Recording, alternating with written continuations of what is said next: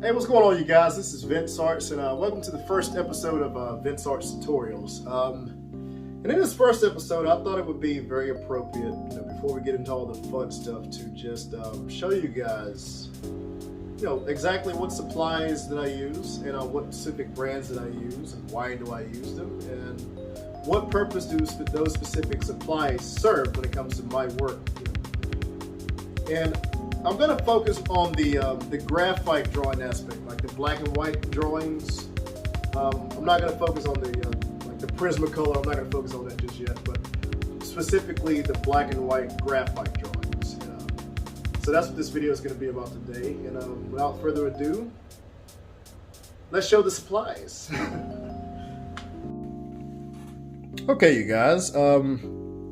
Hope you guys are having a good day. And I thought this first episode would be, appropriate to just simply, let you guys in on the supplies that I use and the specific brands and why I decided to go with these brands that I did. As I just went on decided to put them all on the desk here, and as you can see, this is Strathmore. This is Strathmore sketch pad, the Strathmore 400 series. 80 pounds of pressure, which I'll get into all that in a minute. But the first on the list as far as the brand, and before I get into it, pretty much the reason why I use these brands currently, the reason why I decided to stick with these brands simply because I like them. I like the brands and I like what they bring when it comes to my work. And not saying that the brands that I've used before these were bad, because they were really good brands too. And I'm not going to go in specifics on what those past brands were, because today is just going to be about all about the brands that you see right here in front of you.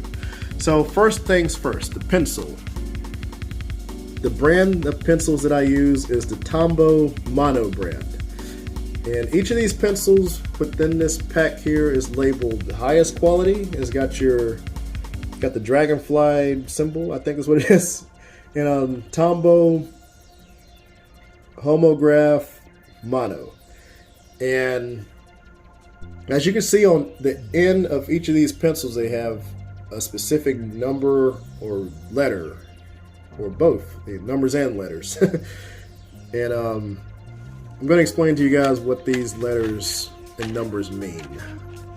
And I'm going to simplify it the best way I can. I'm trying not to waste too much of your time. I'm not going to try to get too long-winded. So, long story short, for example, we have the 6B number here. 6B basically stands for 6 black. The B stands for black. And the purpose of the B grade pencils pretty much means it's softer. When it's applied to paper, the higher the B number, the softer the lead is, the darker the lead, the pencil will appear when you apply it to paper, thus leading to darker shadows within your drawings. Again, the higher the B number, the darker your shadows will be. Long story short. And on the opposite end here, you have your 4H. And your H's pretty much stands for hard lead. That is hard lead.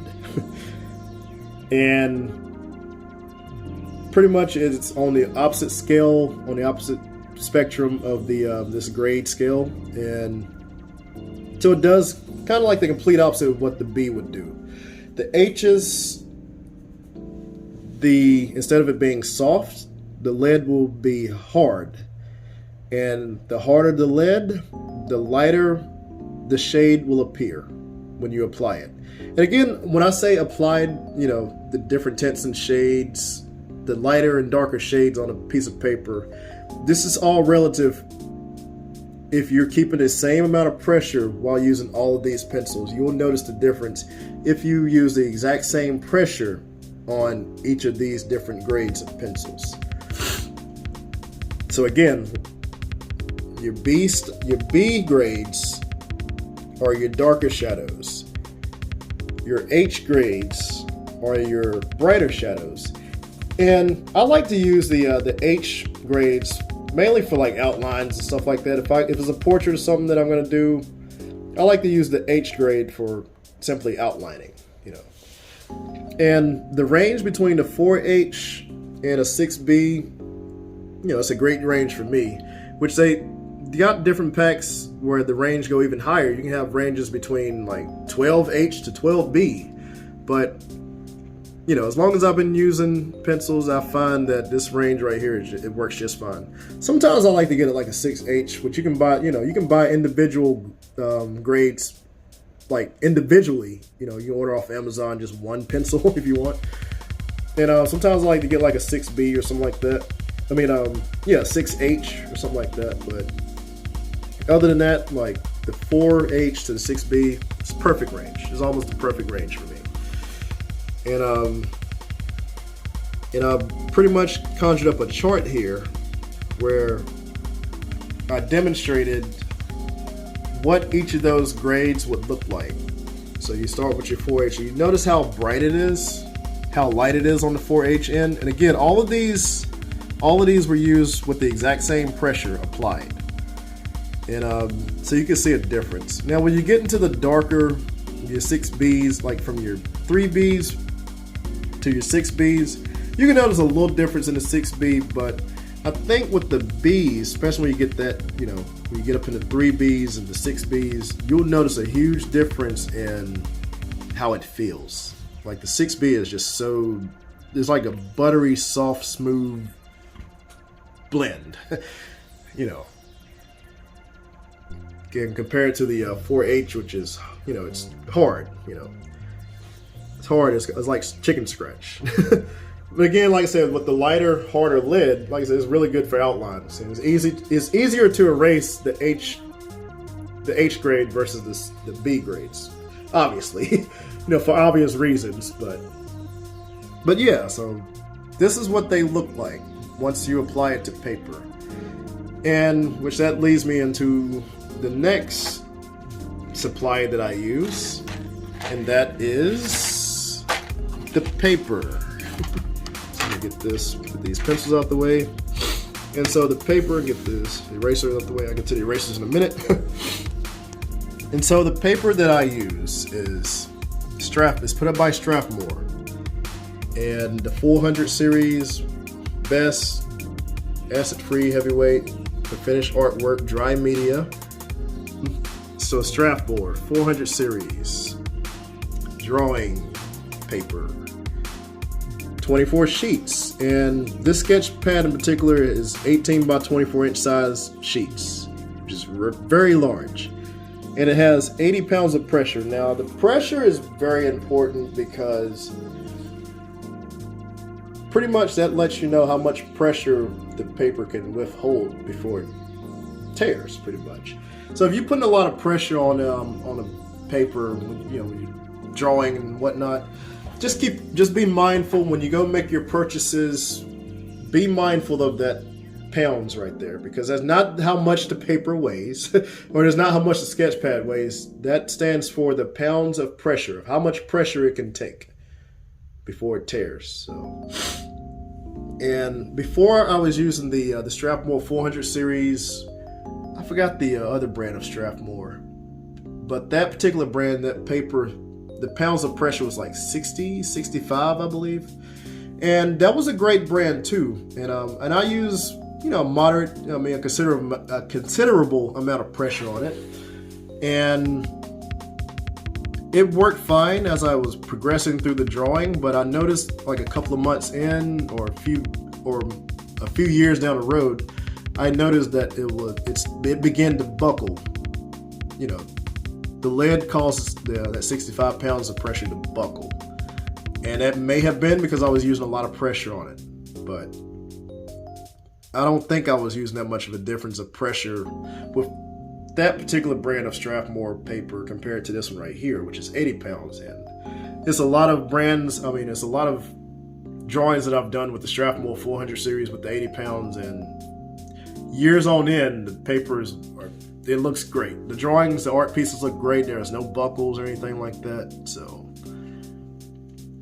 again, so that's why I stick with the 400 series. 80 pounds of pressure Strathmore.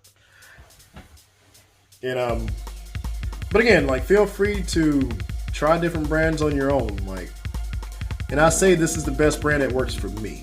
It works for me. It's much more suitable for me.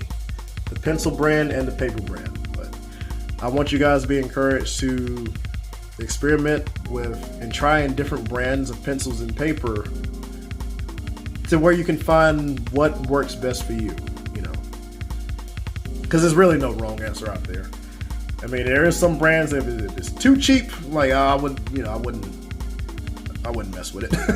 If you're trying to be like if you're trying to take your work to more of a professional level, you know, I would stay away from the really, really cheap stuff.